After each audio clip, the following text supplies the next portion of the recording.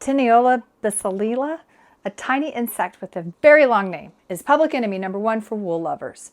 Nothing is more disheartening than finding that your hand-knitted items or wool yarns have succumbed to this tiny menace. As disheartening as it is to discover a sweater or skein of yarn has become a victim, imagine the risk moths pose to a yarn shop. An infestation would be catastrophic and isn't covered by insurance. Therefore, we take moth prevention quite seriously and go to great lengths to keep these nibbling creatures away. Most of the moths you see fluttering around, especially near light sources at night, pose no threat. The real concern is the common clothes moth, Tiniola bacillila. Try saying that 3 times fast, much less 1 time at all. It's quite small though, and if you spot these in your home, it's time to take action. It's not the adult moths that cause the damage. Rather, it's the females that lay eggs on your woolen items. Everything seems fine until the larvae start to hatch and start munching on the wool. These minuscule larvae are the real problem. By the time they emerge as adult moths, significant damage has already occurred. So what can you do? We have developed a comprehensive moth remediation plan: prevent, alert, and mitigate. Good storage habits are key to prevention. Always wash your woolens before tucking them away for the season, as moths are drawn to perspiration and odors. Soak wash is an excellent tool for moth prevention. It's a gentle, no-rinse laundry soap that we highly recommend. Storing items in sealed plastic bags may help prevent moths, but it can also damage natural fibers, so we don't recommend doing that. Mothballs can be quite effective, but the smell, no way. Lavender and cedar can discourage moths from nesting because they prefer the smell of stinky people. Other than persuading them to go elsewhere, these fragrant deterrents will not prevent a direct infestation. When we first began offering our intarsia patterns, my mom hosted knitting classes at her home. One of her students was an extremely pushy lady who would insist on getting extra help at the drop of a hat, not taking no for an answer. One morning, despite Mom repeatedly telling her no, she finally wore Mom down. Mom agreed to see her only if she would wait till the afternoon. Mom was in the middle of cleaning upstairs with the vacuum running and looked up to find this woman standing at the top of her staircase. She had just let herself in when Mom didn't answer the door. Miss Pushy stated that waiting until the afternoon was inconvenient for her and directed Mom to help her now. The emergency? A moth had eaten a hole in a project and she wanted Mom to fix it. This was not a service that Mom ever offered, not that the lady had been willing to pay. To get her out of the house without a bigger confrontation, Mom took the basket with the moth-eaten project and stuck it inside a cedar closet. The basket remained in the cedar closet for a few months as my mom kept postponing its return, eventually claiming she couldn't fix it, her polite way of saying no.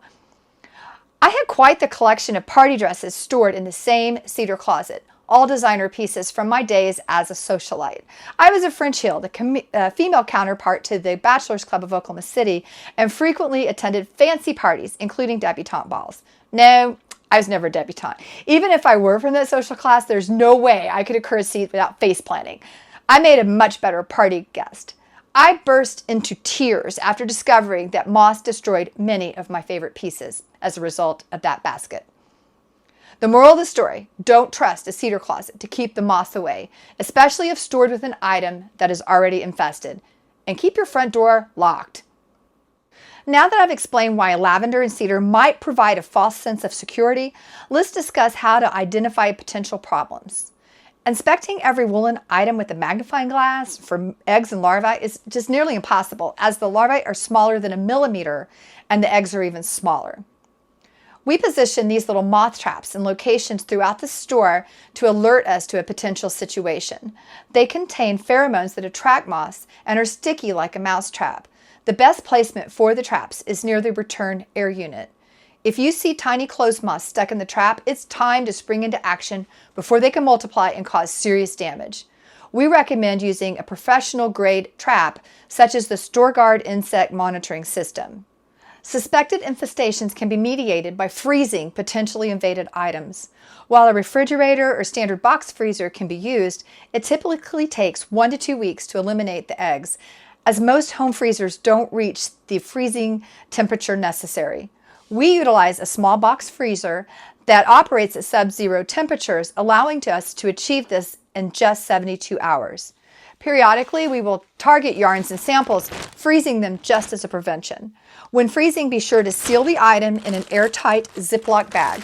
Yarn donations at our store are particularly concerning, So we place those directly in the freezer upon arrival.